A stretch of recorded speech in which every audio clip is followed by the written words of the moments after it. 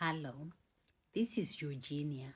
Today I'm going to talk about forgiveness as I take a walk around the aquatics department at Potter's World. What is forgiveness? Forgiveness is letting go of anger, resentment, bitterness, or the desire to revenge towards someone who has caused harm. It's choosing peace over pain. It's freeing yourself from emotional bondage or past pain and opening your heart to the healing power of love and compassion. Holding on to unforgiveness is like drinking poison and expecting the other person to die. Unfortunately, it only hurts you, the one who has been wronged. Forgiveness frees your spirit, cleanses your energy, teaches you compassion, aligns you with love, and deepens your connection with God. It makes room for peace and joy. Forgiveness attracts positivity, encouraging spiritual growth and personal transformation. Forgiveness is release, not approval. It's not condoning toxicity, bad, or harmful behavior. Forgiveness does not necessarily mean reconciliation. You can forgive and distance yourself from a person, people, or situation. Forgiveness and boundaries work together. Wisdom, safety, self-advocacy, and discernment are of utmost importance at all times. Forgiveness is a process. A number of factors affect this process. For example, the nature of what happened, the time period over which this happened, whether this is still ongoing or not, legal proceedings, etc. Some people might actually need professional help in some complex cases. The process of forgiveness is a number of stages.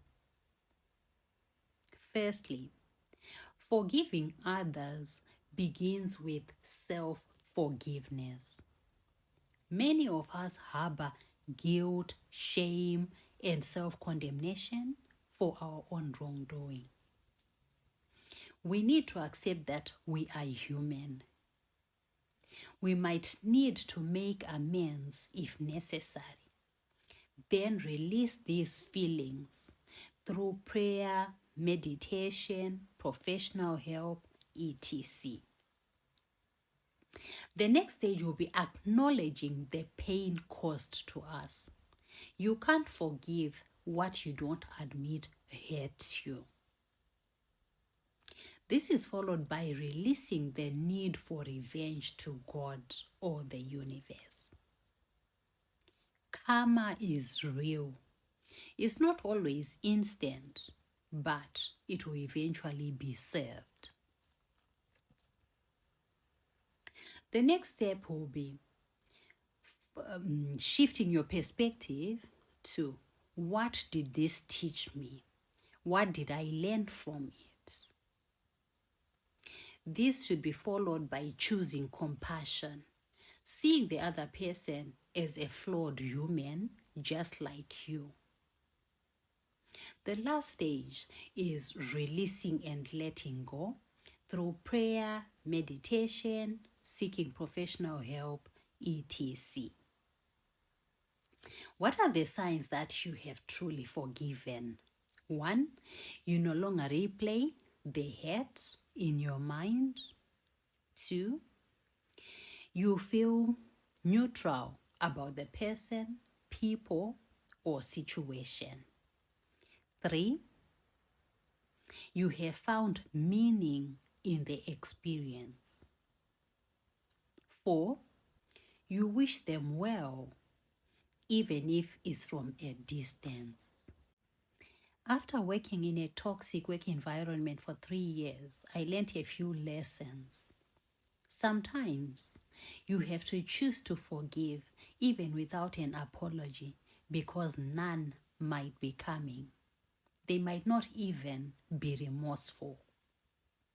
Separating myself from the situation by leaving that workplace allowed sustained healing to begin.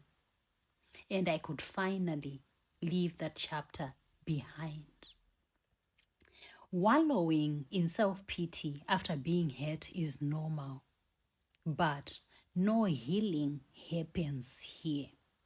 You have to be intentional about choosing to move from this stage. I would like to reiterate that forgiveness is a choice you make to liberate yourself. You will no longer think of someone, some people, or situation and cry. Being reminded of a certain situation will no longer ruin your whole day.